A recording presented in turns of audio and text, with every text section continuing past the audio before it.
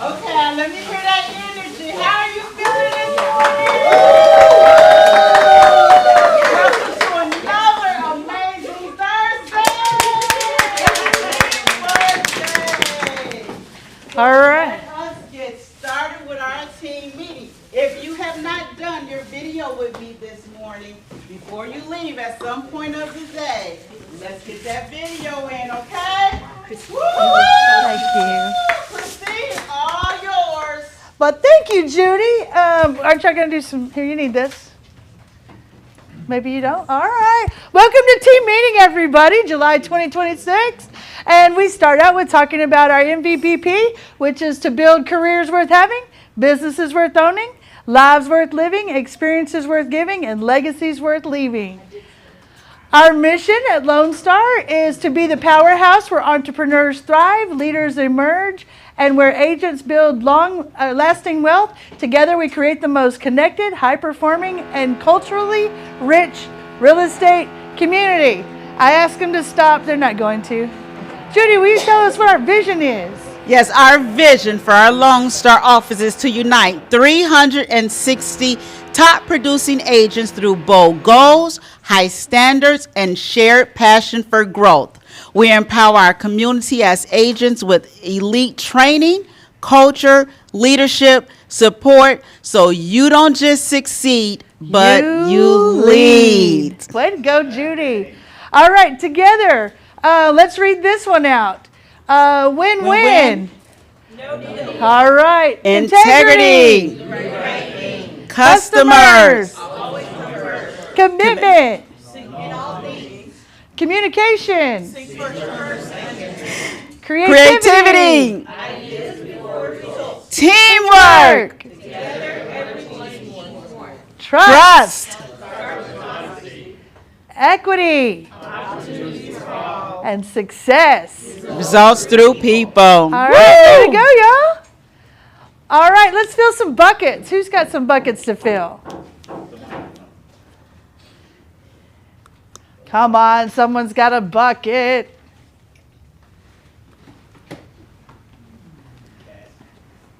All right, Cassie, here you go. I want to fill our staff's buckets. Oh. Because you guys kill it every single day. Even when I notice that some of you may not feel good sometimes, you guys still come in and you kill it. So Thank you, Cassie. We I want to fill appreciate y'all's you. buckets. Appreciate you.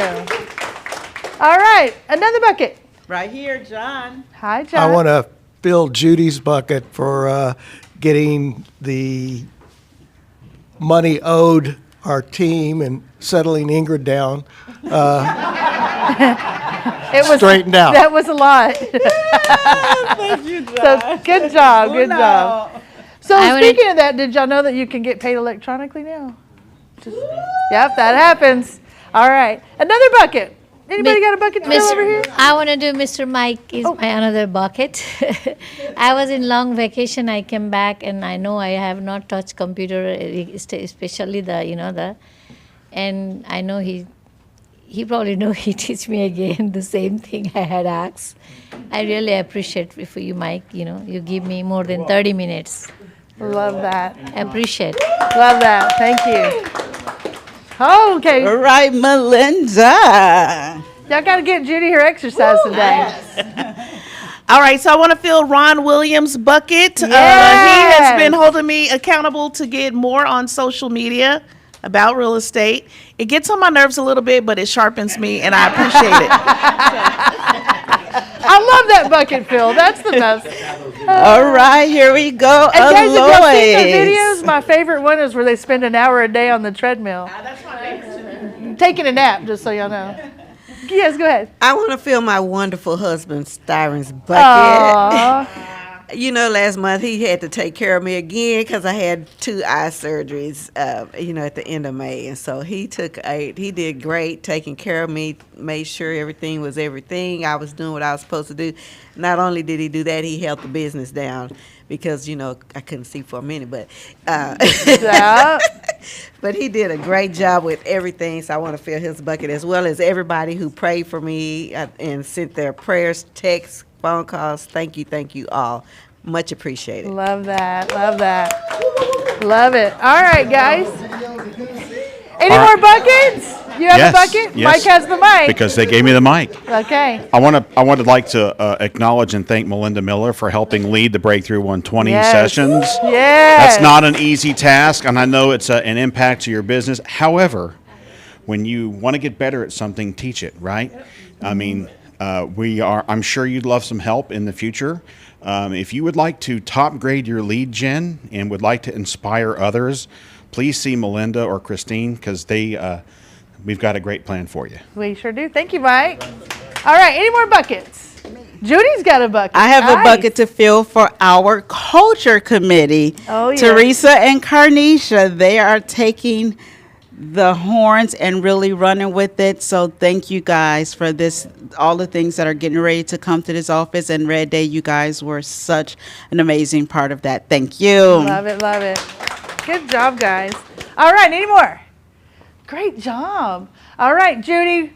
Happy work anniversary. Work anniversary. These are all July's anniversary. If you are in the room and celebrating a work anniversary, stand up. We have Diana, Colton, Erica, Jean, Terry, Emily, Mariah, Toytanya, Marjorie, Jesse, Lisa, Sheila, Michael, Latoya, Aubrey, Chelsea, Arnold, Sam, Sagoon, Keith, Don, Jaquisha, and Crystal. Very nice. Happy work anniversary. So when you see them around, definitely tell them happy anniversary. And then July birthdays. Judy, are we singing today? I think we are. Okay, what are I we think singing? Okay, let's quick. If you're here and you celebrate anniversary, we know Mike Mannion's birthday was yesterday, and so we saw yes. So Let's make sure say he it loud can hear enough us. so he can hear really quickly. Happy birthday to you. Happy birthday to you. Happy birthday, dear Mike. Happy birthday to you. Woo! All right, great. Happy birthday. Yes, you said Happy birthday, Jordan. Woo! And even though Dennis Miller's not here, Dennis Miller celebrated a birthday the other day. And Melinda let him have a taco. He was real and ice cream. He was really excited. So, all right. Well, welcome to the family. We have some new folks in the family: Mimi Forte, Rosa Guerrero, Alisa Carr, Zul Hernandez. He was here earlier. No, okay. Stephanie Ellis and Monica Pina. So, welcome to the family. And groundwork graduates: Dorian Strong, Sherry Strong, Gabby Jones, Emilio Gonzalez, Marlene Solis, and Jackie Upton. So congratulations, y'all. And then our training award goes to Gabby Jones. Then let's celebrate Emilio Gonzalez at his first listing. Yes. And Karen had her first closing. So congratulations, guys. And then we have some $1 Million Club entries. Sam, I know, isn't he great? $1 million. And Jacqueline, so welcome to the $1 Million Club, guys. We also have a cultural award we would like to give to Carnisha. Yes! Carnisha! Teresa also has a certificate for you. So this says, Carnisha truly demonstrates the spirit of the Y4C2Ts through her willingness to step in, stay engaged, and support others.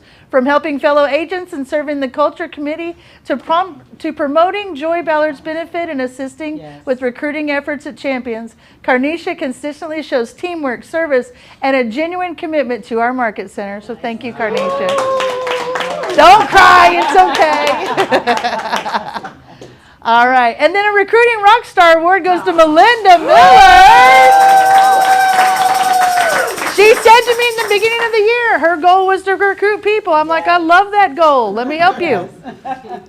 All right, we have Jason with a Mortgage Minute. Yeah, you're up quickly. We're making room for Tommy. You're making. Oh, that's right. Tommy has to go after me. That's all I'm saying. So I apologize in advance. Oh!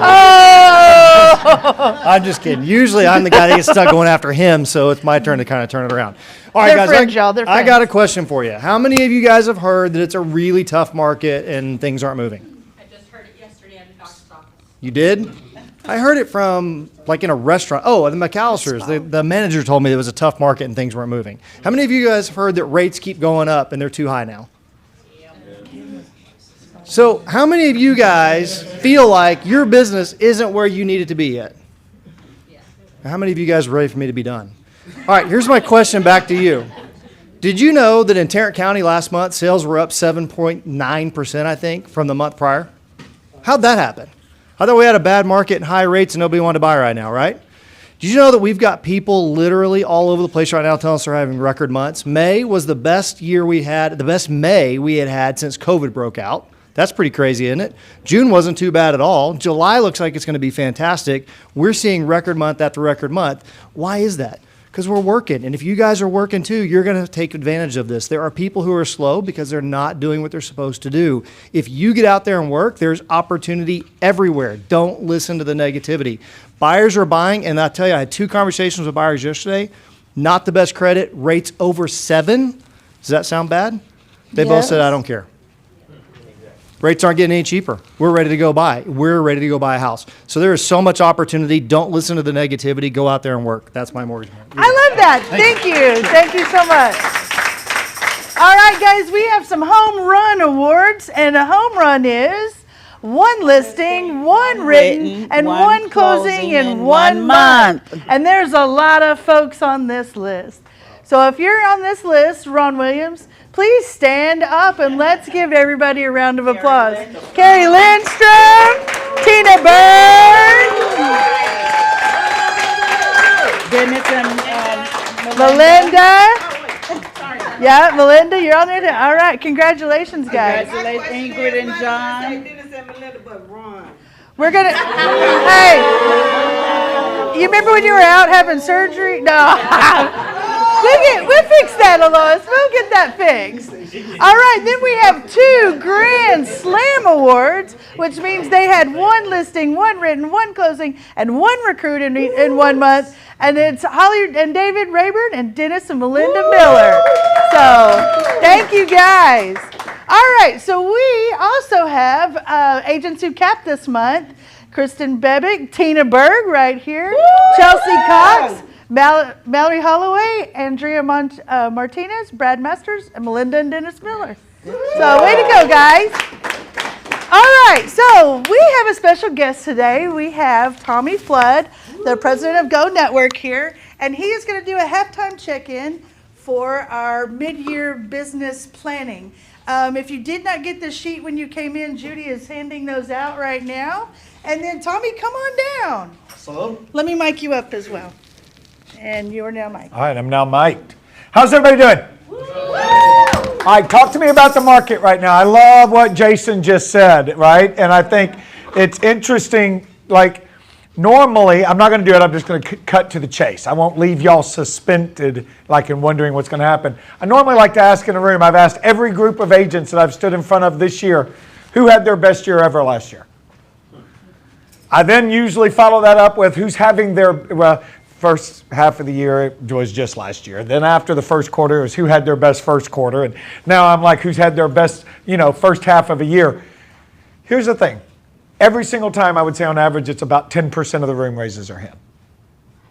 It's never everybody, and it's never nobody. There's always a group of people that are there.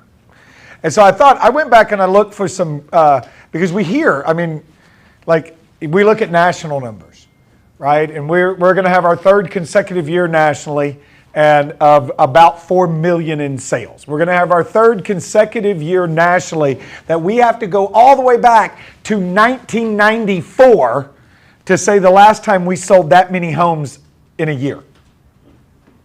Right? We've sold more than that for 32 consecutive years nationwide. right? Now, the weird thing about that is we got about 80 million more people that live in the U.S. since 1994. So I would say, like on a national scale, you can look at it and follow the headlines and go all the way back and say, man, like how far, like this feels more like early 80s, right? Of 13% to 17% interest rates, where sellers, like I'm just painting a picture where it was actually worse. Sellers were writing $10,000 checks to sell their $150,000 home because of reverse amortization. Right? I was going to ask Jason, was the manager at McAllister's licensed and he just had to go get a job? Because that's what because he wasn't doing the work that he needed to do. So this is interesting because I hear, when I talk about this, I hear a lot. And the headlines are there, and realistically, there is data to support how rough the last 3 years have been. A lot of times the answer to that is, those of us that have been around a while, most common thing is, we need to thin the herd a little. We need to have few less licenses hanging around here, right? Because on paper, I can say, we have not sold this fewer homes since 1994. There are 80 million more people that live in the U.S. Oh, and also there's about 500,000 more licensed realtors in the country. But do you know in the state of Texas, there were 9.4 licensed realtors per 1,000 people in the state of Texas in the 80s. Wow. I say, I'm going to do better than that. I'm going to write it down for you. 9.4 per 1,000 people in Texas in the 80s. That was the average for the year. So to give y'all some perspective on that, because that number by itself sounds like, because what do we say now? Do you know that the average person in the U.S., when surveyed, on the top of their head, they said, I know 14 realtors, right? So 2012 was when Texas bottomed after the Great Recession as far as the number of licensed realtors per 1,000. We bottomed in 2012. How many of you were in business in 2012? Yep. Okay, so we got a handful. So in 2012, we hit the bottom of that number, and it was 4.5. So in the 80s, which by the way, I'm going to give you sales numbers in just a second. I'm painting a picture because I'm kind of playing a little bit off Jason with a little bit of data to tell you as we get refocused on the second half of this year. Okay, so follow with me, if you don't mind. Right? So right now, and when we look at it, we are sitting currently at about 6.2 per 1,000 in the state of Texas. So if you look at how many licensed realtors there are compared to population, we are actually 2/3 of what the 80s were. Think about that. So all of you that have been around with me, and I've had you in rooms, Melinda's, and right, and we're all sitting there going, man, you know what wouldn't be too bad is if just, some of these people that don't sell anything, that 40%, 50%. By the way, when you see the stats on social media that say 81% of realtors didn't sell a home last year, okay, be careful quoting that, unless it helps you get a listing. And if it helps you get a listing, cover your ears so that you don't have to be deceiving anyone at this point and lying, because the reality is that doesn't take into account the number of licensed office managers and supervisors that there are.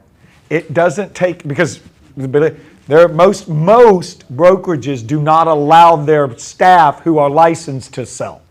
It also doesn't take into account teams that put everything under the rainmaker. Right, which about 45% of the licensed realtor body in the country is on a team. Right? Now, there are some teams that do that. So realistically, it's probably more like 40 to 50% and not 81%. But when I look at that and say, and when we talk, Melinda, when we say, man, if we could just get that 40% that don't sell anything out, it would make it a lot easier. Can I be honest with you? Think about what that says. 40% who don't sell anything. If we just get them out, then we could all sell more. No, because they're already not selling anything. right? And we're already at 60% of what we were compared to the population back in the 66% of what we were back in the 90s. When I found that number out last week, I was blown away. Like, to think about how competitive a market was. And you know what?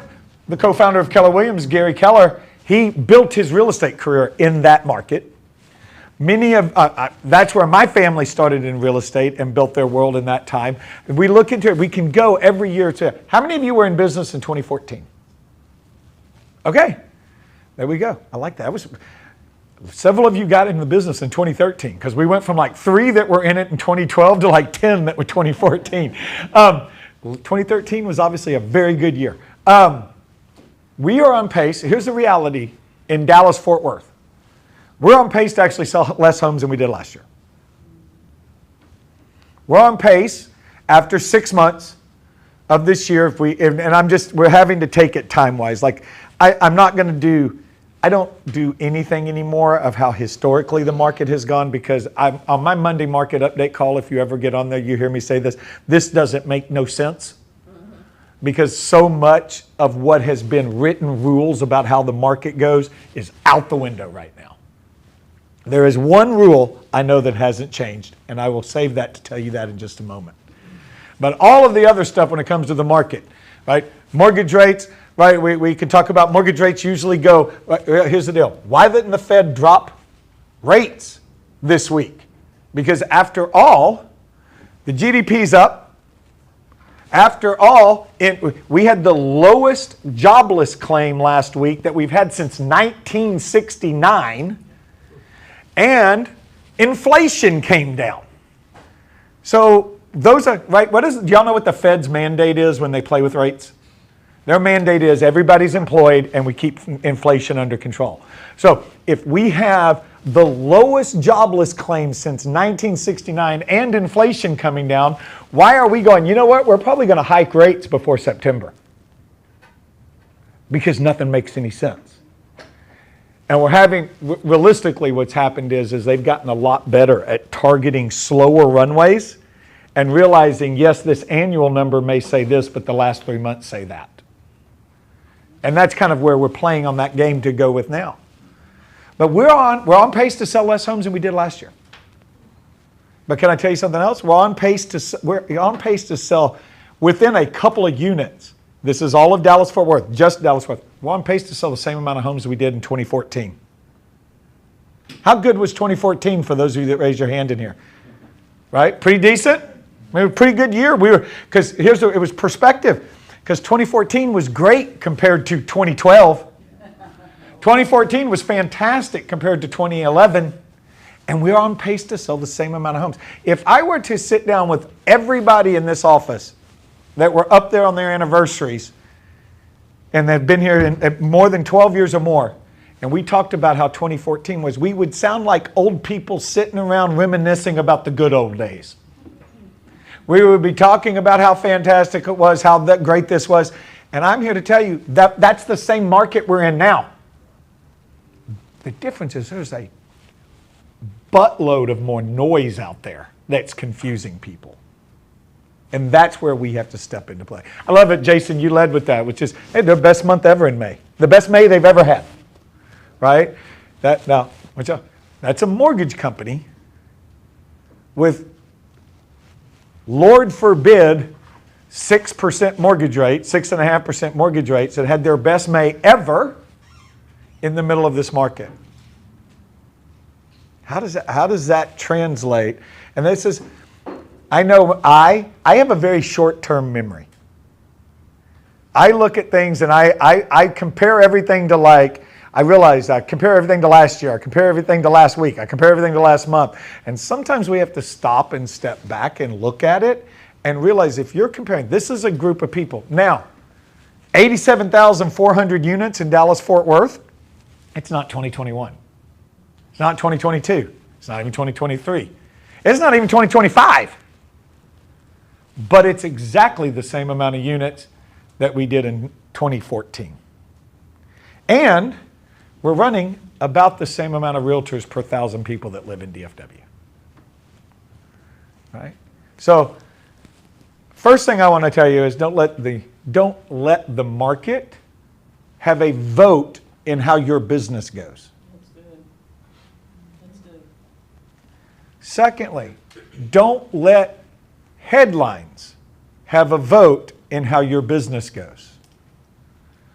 Because it's the headlines of the world. I don't even know what we call this. It's the world of clickbait. How many, right? How many headlines can I put out there that just make somebody want to click on this article, right? And we all know this. I still can't get used to it. I get so mad when I think I'm going to get something in an article and I click on it and I realize, nope, that's not it. Like, I lose my stuff. And because I'm like, I thought we were actually going to get some real solution here, right? And when we look at this and realize, okay, yeah, as we compare out and look, and I waited for June's numbers to get done. This month I've been comparing to the past. I honestly, because when we look at national numbers and we see it, and I'm supposed to be the market update guy, I thought I was expecting to see, man, we've been 30 years since we've sold this few of homes. No, it's 12 years ago. It was 12 years ago. And that was a pretty good year for all of us that were here in that time. And even for those of us that were starting in 2013, 2014 was a pretty good year. I've talked to agents since then that 2014 has been better than this year. Okay, let me ask you a question. Why is somebody's business in 2014 better than their business in 2026 if the market is selling the same amount of homes? That's a live question. I'd love to hear an answer. Price? Huh? Someone say activities. Activities? I'm going to say the bottom line. Why, thank you. No, but I'll say this. Like, here's the reality. It's probably a larger database. If you've been in the business since 2014, I would bet you have a larger database than you did in 2026. Right? You're probably well more skilled. I mean, I would hope, Mike, that since 2014, you have become a much, much, much more skilled realtor, right? And you're better looking. I've seen pictures. I agree. I agree. Right? So we look at that, and the bottom line is there's got to be something there. And it probably, realistically, it's always going to come down to activities. That's going to be the answer. But why are the activities different? And I wonder sometimes, is it because we're just sitting here listening to and believing the hype instead of digging in and doing the work? And everybody in here knows I really don't know. I don't know from Adam what you're doing on a daily basis. I could look at your numbers and see how you're comparing and this and that, but your activities are the piece you know. So I say that to say, I'm not pointing a finger at anybody. I guess I should have been like John Maxwell and said, hi, I'm Tommy, I'm your friend. Pull your toes back a little bit because I might step on them here. The reality is if we have a big agent body that is having a worse year than they did in 2014, but yet the market is selling just as many homes. Those same agents have a bigger database. Those same agents are better skilled. There's only one explanation, is we need to change what we're doing. And we need to, and this is, can I be real? Yes. Okay, I want to be real because I know normally at a sales meeting, we don't stand up and say, guys, the market's tough and we normally try to say, let's go do it, let's go do it, let's go do it. And I do think we can go do it. I want to show you we can go do it because y'all know what 2014 was. By the way, I think 2013 was the year that this office became the very first Keller Williams to profit. No, it was 2014, wasn't it? The very first market center in the history of Keller Williams to profit share $1 million in 1 year. Think about that. Man, this market is so tough. Buyers are so crazy. Sellers, you know, I was going to pull, when I actually had I was going to do a slide deck and I told Christine, I was like, I don't need to because I don't have that long of a time. And the more slides I have, the longer I talk. So this was just easier for you guys to do this. But have y'all seen that meme that says something like, buyers think it's 2012, sellers think it's 2021, and I don't even know it's 2026, right? As we see it, and I get that. I know it is very real. I'm not out there in the trenches with you, but I am coaching and talking to people all day long, every day, that it is real and it's hard. I'm just telling you, the numbers say it can be done. 10% plus of every agent that's been in every room I've been in for almost 7 months this year had their best year last year or are having their best year so far this year. That means it can be done. We just have to adjust. I want to propose this to you. The activities you planned in your business plan from 2025 have probably not rendered the results you hoped they would in 2026. And what I'd like to be able to stand up here and say is, I have a magic pill, right? I have an AI trick that'll fix everything for you. It's time to work smarter, not harder. I don't have that message for anybody. I don't have any of those messages today. The message I have today is it's time to work harder and smarter. It's time to work harder and smarter. Because Jason told us earlier, there's business to be had. The numbers show us there's business to be had. It's not about the number of agents. It's not about, I realize, it's more about mindset of our consumer than it is the actual economy. It is more about mindset than it is the actual economy. And that's why this is one of those times that you're not just a licensed realtor, you are also a therapist, right? You are also a counselor, right? You're an educator, probably more than you are a licensed realtor right now. And what we have to do is sit down and figure out, and this is on our end, the only thing you can control are your activities. The only thing you can control are your activities. My wife does a podcast called The Upside. I think she's growing to regret that greatly, because I listen to it every week. And then whenever she's struggling, I'm going to go, do you remember that episode where you said...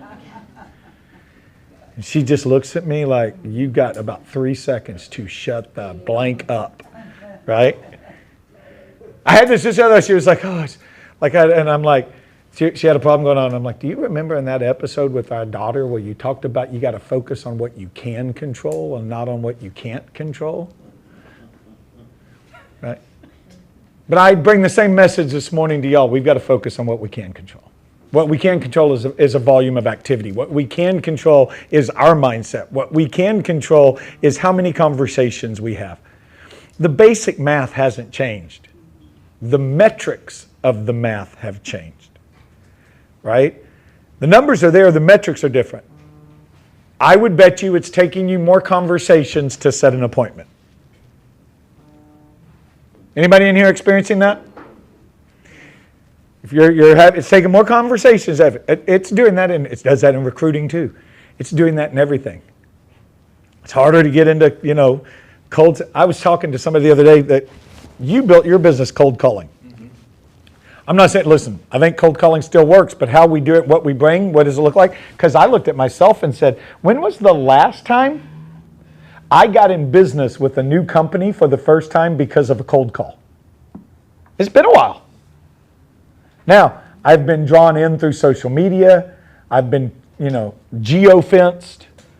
I don't know, but when one of you figures out how to geo-fence everybody else's listings so that when they get on there, they get an ad for yours, let me know, because I think we can sell that. I heard, at least I know this is really bad. If y'all don't know I've been in real estate since 1992, but I was full-time from 1999 to 2013. I was on staff vocationally at a church. right? So I still kind of pay attention to that world. And there's like, the church world is blowing up on social media about a pastor in North Carolina that geo-fenced all the other churches in the area. So every time somebody pulled up onto their church on Sunday morning, they got an ad for what was going on at his. And like, it's like, and I'm like, okay, like, how do I do that? How do I do that with real estate agents so that every single time they pull up to their Coldwell Banker office, they get an ad for why they should be at a Go office? I need to figure that out. So y'all figure that out for your listings and tell me, because I'm going to do it with brokerages as well as we figure this out. Anyway, all of that to say, what we can control is our activities. What we plan to do in 2025, at the end of 2025, may or may not, if you're not on pace for goal this year, and what that means is the activities, there's one of two options. Either A, you're not doing the activities you planned, or B, you are doing the activities you planned and they're just not resulting in the transactions that you thought they would. It's not resulting in the business you thought they would. And that is the most common answer. And that's okay. It's not that necessarily we need to go do a whole bunch of different things. I would propose today, why don't we start with, let's just go do more of what we're already doing and see if we can get better at that. I am a big believer in getting better at what I'm already good at than trying to go figure something new out. That's the fastest way. Now, for the long term, I need to go learn some new things because the way we do business is changing a little bit. And I would rather focus on what's working really well and do better at that, because that I can change my trajectory in 30 days. So I pulled out, I think y'all did this a couple of years ago or a year ago, but I pulled out the old, I actually couldn't find it anywhere. I had to have somebody make it for me, but I pulled out the concept of the old listings needed calculator from Bold back in 2014. The very first time I took Bold in 2014. And we used to do this in every class. And the conversation was, how do we know how many listings we need to carry at all times? I was told by Smokey when he was here a couple weeks ago, was that 2 weeks ago now? Mm-hmm. 2 weeks ago now, that y'all were talking a lot about, how many listings do I need to have to sell? It's crazy. We are seeing, I don't have enough data to make this a stat yet, but I'm just going to give you a raw feel. It's around 20% or less of the listings that most agents are holding or selling a month. Meaning, if you need to sell one transaction a month, you're having to hold 5. If you need 2, you're having to hold 10. If you need 10, you're having to have 50. And it's a big number. But that's just where we are right now. Doesn't mean they're not selling. It just means it's so important to go have that. And I think there's 2 things that we need to really look at for the rest of this year. One is we need to make sure we're holding enough inventory to hit our number. How do we know that? This document right here that you have will do that for you. So let's take just a minute. I want you guys to do this. I want to walk through it with you so that you can see it and we can also experience and ask questions. But I want to do this exercise together if y'all don't mind. Do y'all mind? Yes. All right. So here we go. I want you to think about where we're at in the year. We're gonna kind of pop in. I want you to think about what you've produced so far. And here's what I need. If you want to hit your goal, I'm not asking you to change your goal. I just want to know, what is the goal for you to close the rest of this year? How many closed units do you want to have the rest of this year? Is it 5, 1 a month? Is it 10, 2 a month? How many do you want to have? Put it in that top blocks up there. Everybody write that down real quick. I just want to make sure we have this because there's going to be some activity conversation that's going to spur out of this that we need to look at. So everybody, when you get that number written in there, glance up at me. If it's is it 100? Is it 50? Is it 10? Is it 5? What is your number for the rest of the year? The rest of the year. Yes, ma'am. I want to figure it out for the rest of the year because here's what I'm realizing. People that I did this with at the beginning of the year, that number's already changed. The market has made the number already change. So The market doesn't get to dictate how my business goes. My activities dictate how my business goes. So I'm going to go jump in there and get a part of that. The second blank on there that says is what percentage of your listings are closings? Right? So if you don't know your number exactly, it is what percentage of your closings are listings? I said that backwards. Let me re-say this. What percent of your closings are listings? This year, surprisingly, as an organization, we are heavier list side than we are buy sales. That's like the first time since I've been working with the Go Network for 10 years now that we're at that as an organization. Normally, we are about 46 to 48% listing closings, and we're somewhere between 52 and 54% buy sides. And this year, we're actually flip-flopped of that. So number one, I'll tell you this is not a part of my talk today, but I'm just going to give this as an insight. What that says to me right off the bat is we are not necessarily executing our listing marketing and taking advantage and getting 2 buyers from every listing. Because when we see, now I realize that's not a big deal to go from 48% listings to 52%, but in an organization that does 30,000 closed units a year, that 4% is a bunch of units, right? It's 1,200 of them as we look at it. So that swing is a big difference. So number one, and that's a class I can have in here that I can't teach in 10 minutes. But how do we go dust off the playbook to figure out how do I turn these listings into, right? Am I circle prospecting open houses with expireds from 2 years ago? And simply knocking on the door of everything that's within 2 miles of my open house and saying, I know you were on the market a year ago, I know you were on the market 2 years ago and you didn't sell. I'm having an open house with a house similar to yours right over here in the neighborhood next door. And if I got a buyer that comes through that does not like this house, would you still be open to me bringing them by your place and showing it to you? All right? That was everyday practice in 2013, 2014. Some of you are nodding your head going, oh, I remember I used to do that, right? And the craziness of 2020, 21, 22, and then half of 23, we got out of the habit.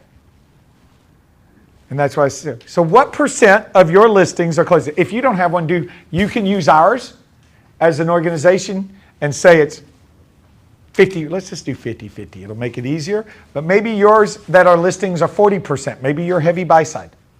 Maybe if you're newer and you are a little heavier buy side, then okay, could be 40% are listings. If you're a tried and true, been around with me since 2012, maybe it's 60-40. 60% of your closings are listings.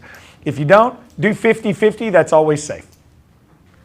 I would plan with 50-50 anyway because I like to dominate. And you cannot own a marketplace if you aren't 50-50. Because here's something that's hard to grasp, but did y'all know that for every seller there's a buyer?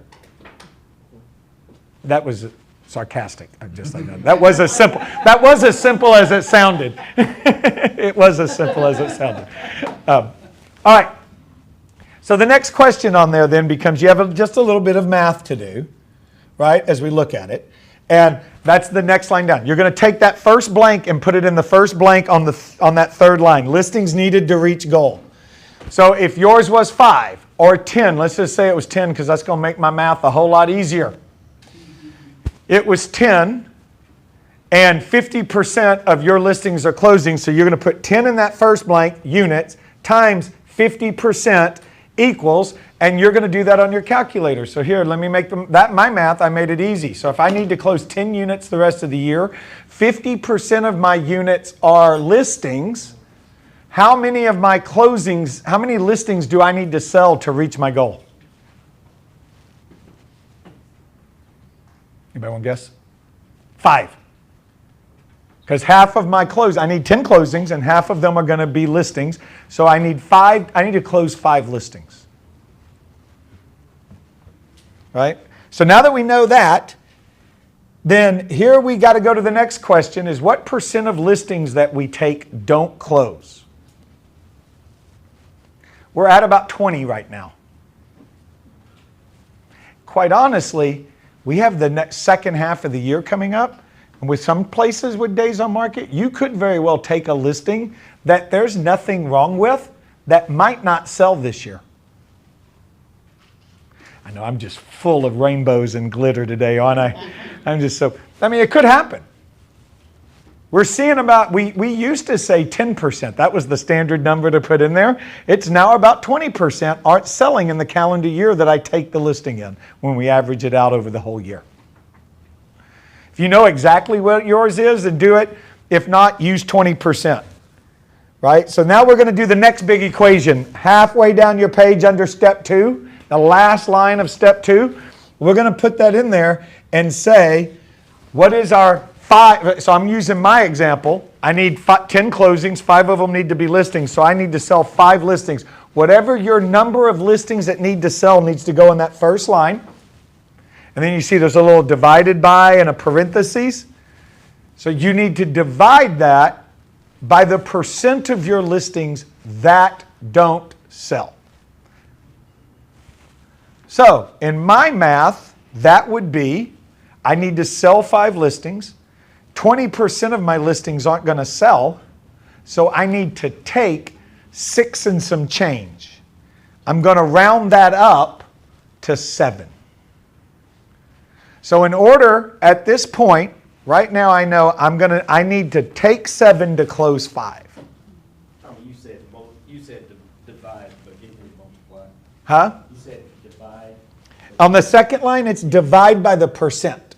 Oh, divide by the percent. Yeah. I could pull that up, I guess, if we wanted to look at it. But y'all see the line down there under step 2? It says divide listings needed number by percent of listings that don't close. Yeah.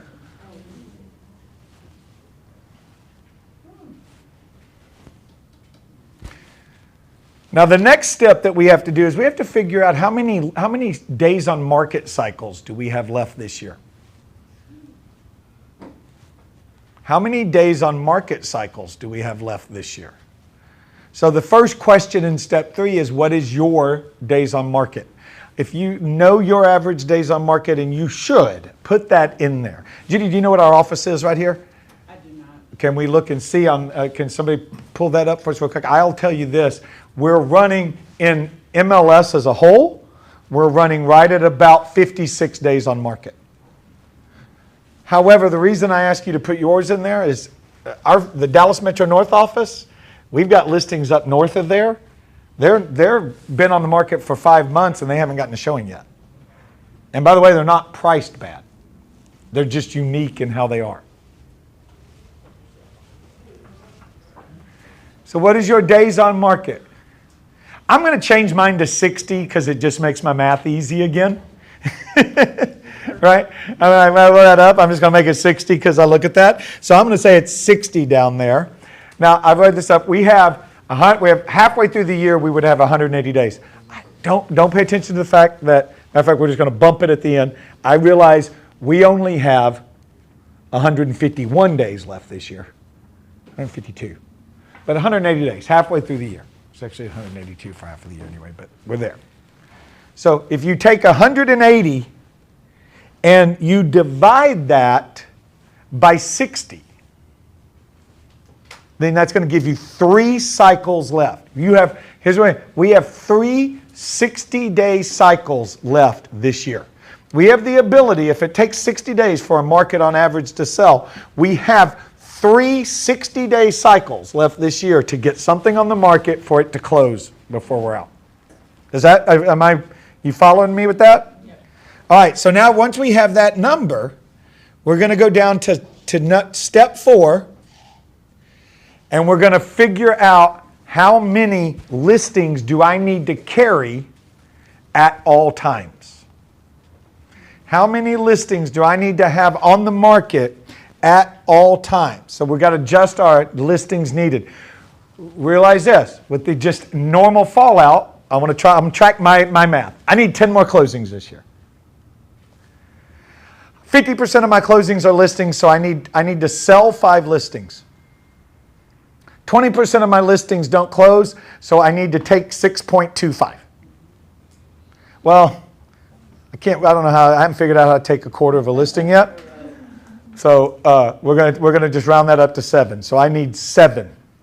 My days on market is 60, and I got 3 60-day cycles left this year.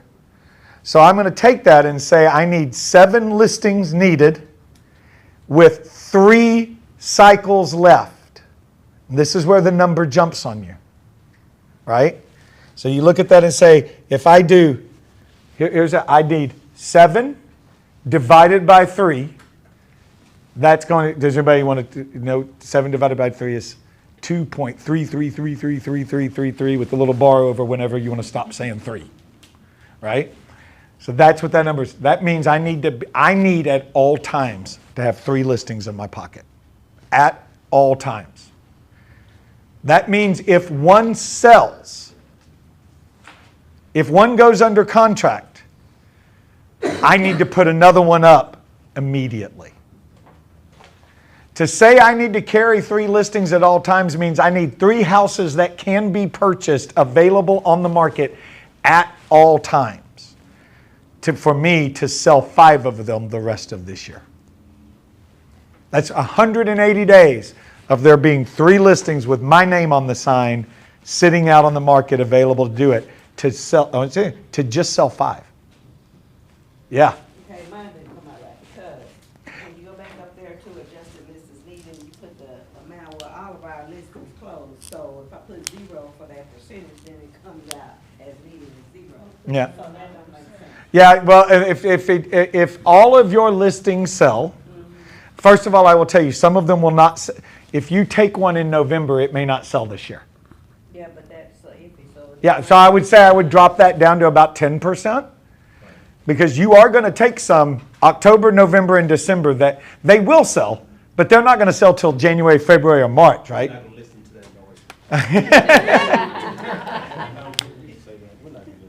I appreciate the mindset. I appreciate the mindset. And reality is where I'd say this.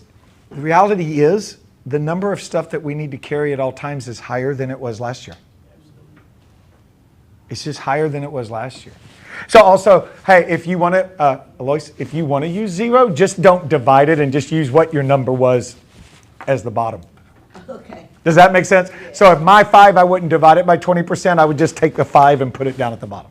If you really want to stick with a 100% sell, then do it more as 100% sells rather than 20% falls out. If all your listings sell, are you taking enough listings? Do you know my house payment is? I know mine is. I don't have any cars to pay for. I'm just quoting Mike Mann. All right, has everybody been able to walk through the rest of this exercise to get to that, right? Is that number, here, let me ask you a question. The number at the bottom, the last blank on your page, is it, when you see it, what do you think? Is it scary? Is it what you thought? Is it more than you thought? Is it less than you thought? What is it? Come on, guys, talk to me. A touch more? A little bit higher, yeah. Anybody else?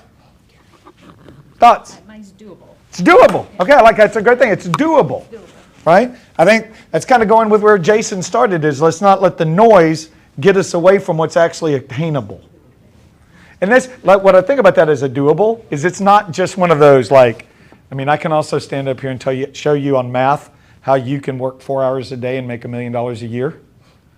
But that's also all of these things have to happen. This is just if what you normally do and what's happened in the first 6 months of the year work out, right? So doable in an actual math works way.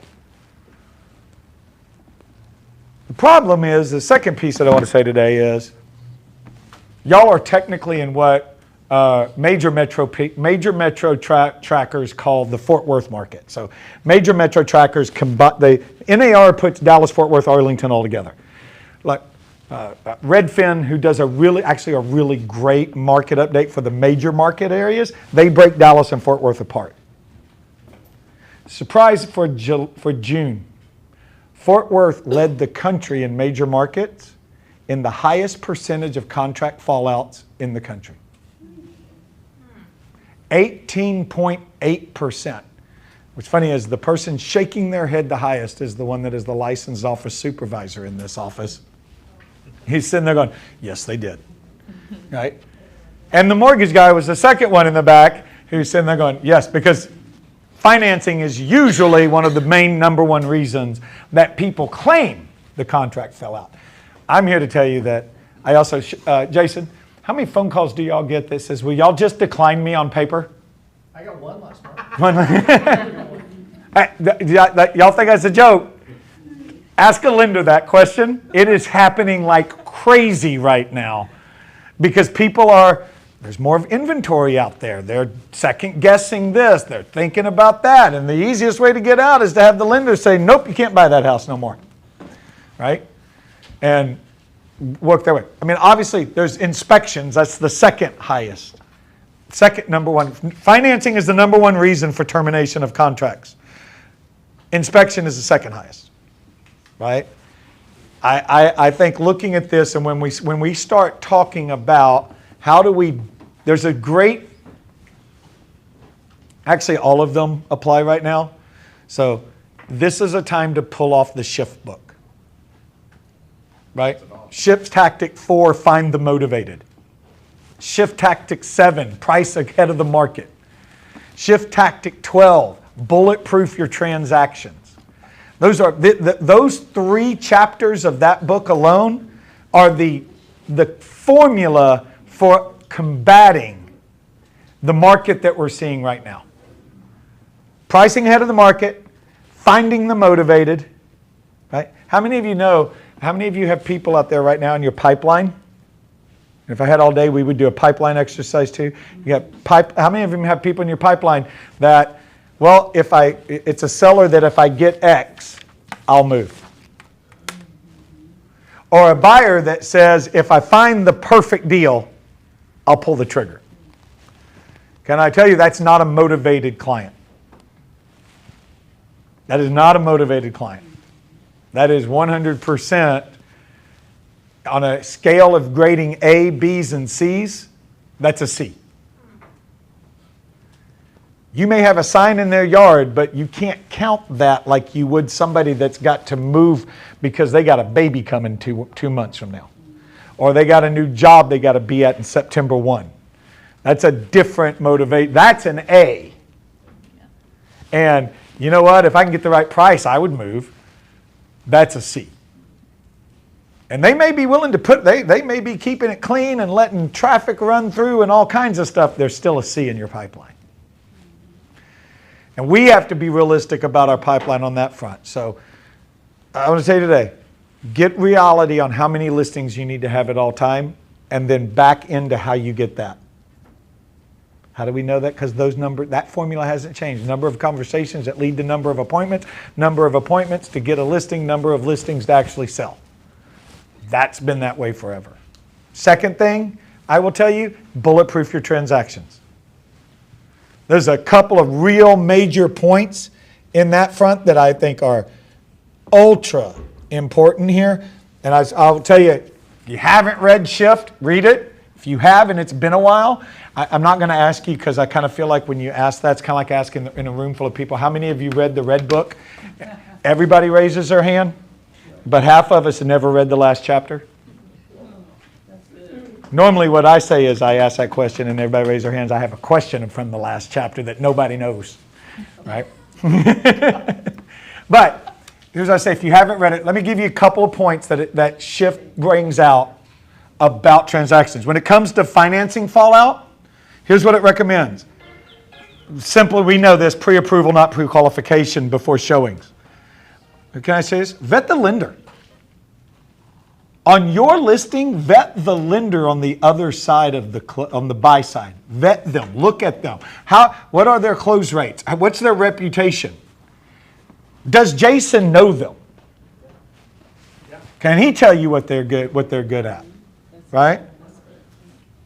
Have a backup lender relationship. Sorry, Jason, cover your ears. Have a backup. He's good enough to not worry about that. He's like, yeah, you have all the backups you want. I got this. Right? That's when you know you're dealing with talent, and when we're like, okay, sure, bring more people out here. Sure, you want to compete with me? Go right ahead. All right? And then here's what I would say is make sure that you're the lender on either side, your lender or the buy-side lender, has a weekly status checklist that has deadlines on it. That's something that a lot of it, like, I want to see your status checklist for the loan. I just want to know you got one, and what are the deadlines on it. So you can now be calling and going, hey, you had a deadline for this of today. Did that happen? It's bulletproofing your transaction. Inspection blow-ups, right? Set repair expectations at the listing appointment. Can I give you guys an idea? I'm sorry. Can I have 5 more minutes? I just hit 12 o'clock and I'm there. Here's the thing as well. Blackout, redact. I feel like everything is redacted nowadays in the news. Redact property address and names, important information, off of an inspection report that sold for close to or around list price, and offer that to a client when you're talking to them and doing a buyer consult. Before you ever submit an offer, I want you to see what an inspection report looks like from a listing I just sold or a transaction I just did. It unconsciously prepares them for when they get this 718-page document that says there's not one thing right with this house. Right? They realize, oh, that my inspection report looks similar to that inspection report that you showed me, and that sold for list price, or that was 98%. Right? Keep that, like prep them for that. Right? I know that a lot of people propose this. Older homes, do a pre-inspection for it. Just go ahead and be in front of it.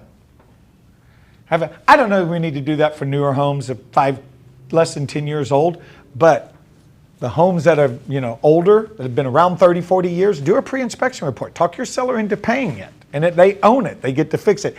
I realize that my natural behavior style goes, ooh, but then I know all that stuff, and now I got to disclose it all.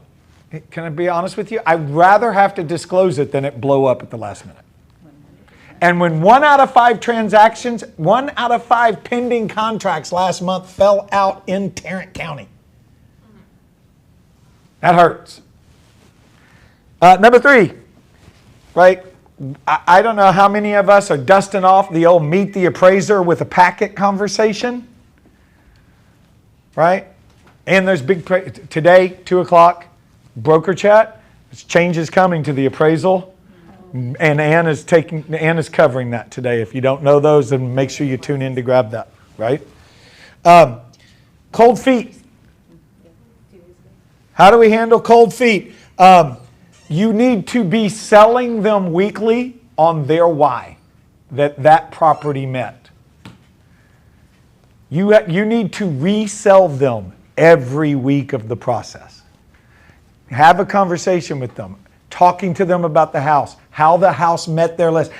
Remember the couple of things that it didn't meet, we decided those could be fixed, or they're not that big a deal after all, but remember your main 3 this house has, continue to sell them on that. And also sometimes if you don't, it's okay to future cast them too. That's where you tell them what's going to happen, right? Here's the deal, guys, we're going to make this offer. You're going to get it accepted. The 2 of you are going to lay down tonight. And one of you is going to look at the other one and go, did we buy the right house?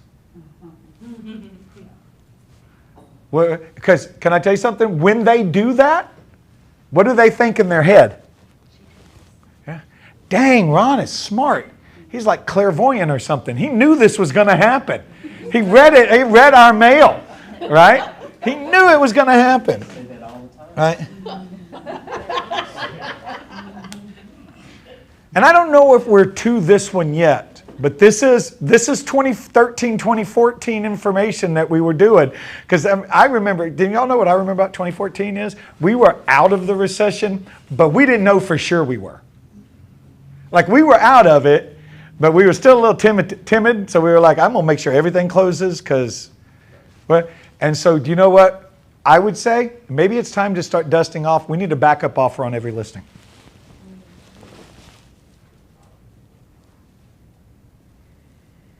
We have to be able to look at it and realize 1 out of 5 transactions. So my three steps for you today: mid-year checkup, do your listings needed calculator. You already did it. All right, now you know what you need to carry at all time. Number 2, grade your pipeline and just get clarity around the fact that some people that are B's and C's, they're not as likely as it feels like in this market. And then number 3, bulletproof every pending you get with the 5 things that we just talked about.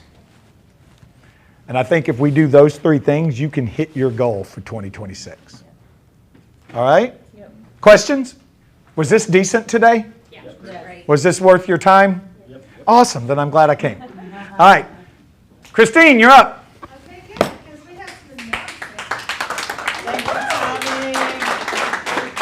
Thank you, Tommy. That was good stuff. Listen, if Melinda says that's good stuff, it's good stuff.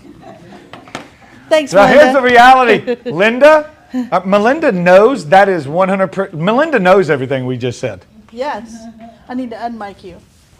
Melinda knows everything we just said. Like most of us in this room did it. The question is, have we fallen out of the habit of it? Right? And she teaches it very well. All right. Thank you, Tommy. We appreciate you.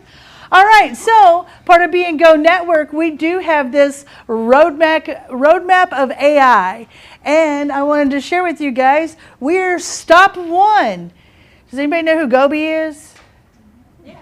Everybody knows who Gobi is. Teresa, where'd Teresa go? Teresa's even wearing the Gobi shirt, so thank you for that. So Gobi answers all the questions. And now the staff's motto is, what did Gobi say? So we want to know what you're talking to Gobi and what did he say. All right, the second step is Comply AI, and that's coming soon. So that's going to help you get compliance with your contract sooner. And then our Market Center announcements, Mega Camp is coming up next month. Register if you have. And then our home hotel is the Omni Le Mansion del Rio. So that's our home hotel. And then have you guys seen the new hub?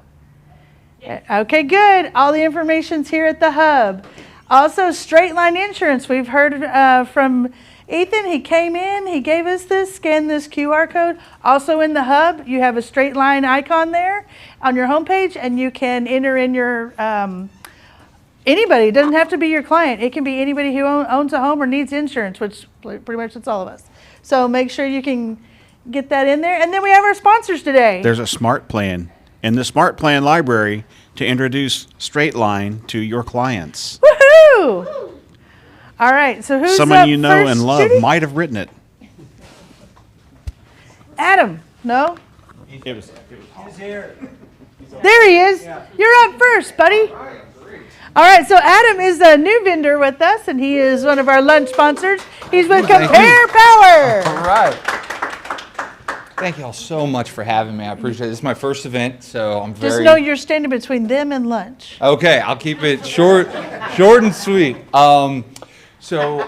Problems y'all have probably run into is after selling a home, you know, the client's going to be like, where do I get utilities? Whether that's electric, internet, home security, kind of the array of everything that they need. That's where we come in. We do the shopping for them. We actually are able to get everything done within 30 minutes. We're going to be able to say, hey, here's the cheapest. If you need same day electric, we can do that. If they are working from home, here's the fiber options, here's the 5G options for internet. We take care of all of that. It's free of charge to them, free for y'all. But on top of that, we actually give you the referral fee. So if it's internet, it's $80 to $200, electric, $100. Also home security is another $200. So you guys could make anywhere upwards of $500. Now, if it's not about that, you're more about, hey, I want them to have a good experience. We have a white glove concierge, 4.9 stars on Google, all the major ones, over millions of 5-star reviews. Plus, instead of the referral fee, we have a menu that you can choose. Maybe you get them custom monogram towels. Maybe you get them a wine chiller, a cheese board, some welcome home cake. We have a menu that you can choose from. So it's really to make the best experience for them. There is an opportunity for you to make money, but we're here. If you have any questions, I'll be in there. I'm handing out pins, little flyers. I'm also cell phone holders and notebooks. So we got you covered for today. Nice. Thank you all for having me so much, and I'll see you in there, okay? All right. Thank you. Adam. Oh, yes, please. Oh, we have a question. Come on, Tommy. Do y'all offer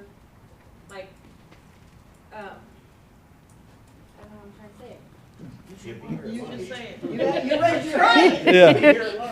He'll be here all day. Do you guys offer, like, y'all have like pamphlets and stuff and like cards and stuff that we can give to our clients for open houses and stuff like that? Absolutely. So we've partnered with Arlington, so you guys have your own link. You can put the link and the QR code on anything. If it's easier for us to print it out, we can do that and get you your own link and give out to open houses. Just call my cell phone at any point. Okay. Love that. Thank you, Adam. Welcome. We're glad you're here. And then we have Tommy with Old Republic. He's our dessert sponsor.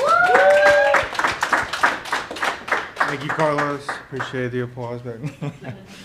How's everybody doing? Tommy Knapp from Old Republic Title. I think I know everybody in the room, which is awesome. But as you guys know, we are all around DFW Metroplex. We're happy to help you. We want the opportunity to show you why I think our staff is amazing and why we think that we can do a good job in aiding your business.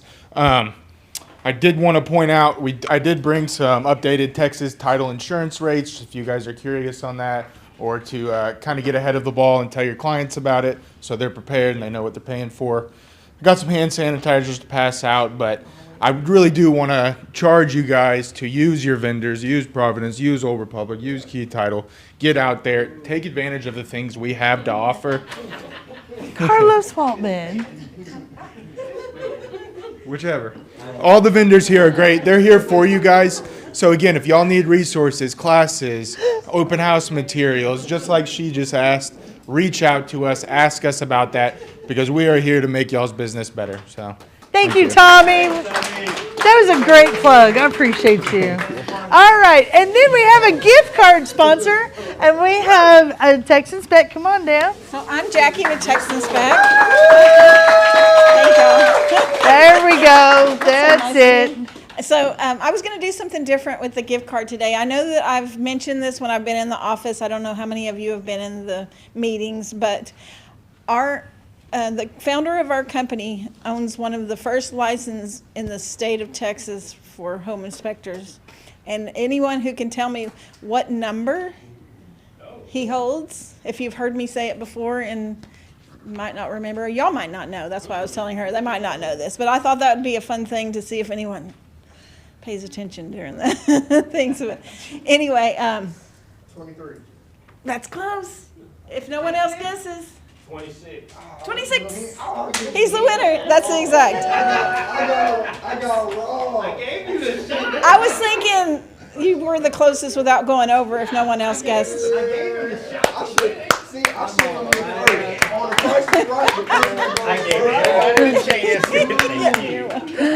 All right, so you know about Texan Spec. One thing that we don't do is we don't kill your deals. I heard y'all talking about that because I heard that door shut really quickly. Yes, we have addendum pages, which are 11 and 12, that list the deficiencies that the inspector notes, and then it also has a picture that tells what he's talking about. So it makes it super simple for y'all to deal with your clients and not overwhelm them with a 700-page report and every little deficient thing that was marked. Because with Trek, everything's, black or white. So even if they find one window sill or whatever, then they mark all the windows. It can be overwhelming for your clients to see that, they need all new windows in their minds when you tell them that. But anyway, we get you scheduled quickly. We don't kill your deals. We have an oh my gosh guarantee. So if one of our inspectors says something alarming, like, oh my gosh, this could burn the house down, or that could kill your kids, he himself would owe you $100, so you'll never hear one of our inspectors say that. We get your reports printed right on site. No. Say it again. I said if we can trick them into saying it, does it work? Oh, boy. No. They won't do it. They won't do it. I can guarantee you that. Anyway, so we train them to use that charge neutral approach. They don't make mountains out of molehills. They don't gloss over the important stuff. We're going to give them the information they need so they can make an informed decision without scaring them or alarming them. And then we give a 200% guarantee. So if at any point during the inspection they're not completely satisfied, we'll not only not charge them, but we also pay for another licensed inspector of their choice to come out and do the inspection. That's our 200% guarantee. So if you have someone that you already know, love, and trust, they're probably going to be busy. So make Texan Spec your number 2. But if you don't have that person that gives you all the great warranties and guarantees that they won't kill your deal, and shows up on time, maintains your professional image, all the things, make Texan Spec your number one, because we know you'll be pleased. And also make sure that they're getting these at the time of the inspection. They scratch them off, and they are good for $10 all the way up to a free home inspection. We do give away a couple of free ones a year, so make sure they're getting those. And if y'all want to win a trip for 2 to Ireland, fill this card out for me, and I'll enter you for